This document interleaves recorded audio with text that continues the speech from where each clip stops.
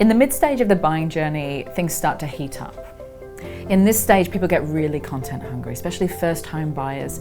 It's also the time when emotions are really high. You've suddenly realized that you might not be able to get what you want, and it's a time again where we need our hands holding probably the most. I'm considering all options at this stage. I've suddenly realized what I can and can't do, and everything's back on the table.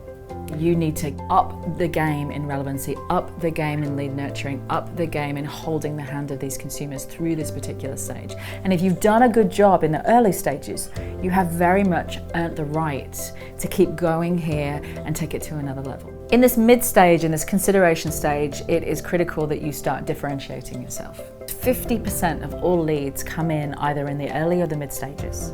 So 50% of all your buyers you're going to be talking to in one of these two stages. The other reason it's pivotal is this is a period of time where you're going to be the most heavily competing with established property. And so again, you need to be making a clear case for why new is the best idea. One of the strategies that I think is highly underutilized in the property world is the use of collaborative independence. A collaborative independent is essentially somebody out there who has access to a network of people that you want to talk to, but who are in a non-competing industry. So think financial advisors, investment experts, stylists, mortgage brokers. Now, where this really works for you in employing this strategy is that if we go back, do you know the questions that your target market are asking? And you have a list of these questions, a relentless question radar.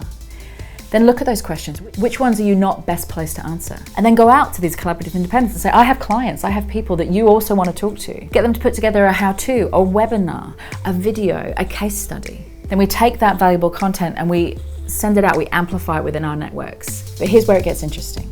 If you do something together, they're going to share it too.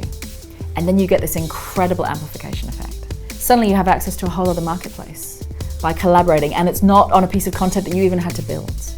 If you can do that, you're going to be so far ahead of the game. But here's another piece. One of the ways that I think people often get collaborations wrong is we do, I will give you but. You get this appointment with a stylist when you sign, when you place your deposit down. I want us to flip it. I think we need to flip it. Early to mid stage is the time to do that. That is the time to build credibility and to build engagement and to build trust. So in summary, mid-stage, what do you need to be doing? What do you need to be thinking about? Where do you need to be putting your focus? Firstly, content. Buyers are very hungry for content. This is a highly emotional time. This is a time when they've suddenly realized they might not be able to do what they want to do. So getting the right content to the right people is crucial at that period of time, holding their hand.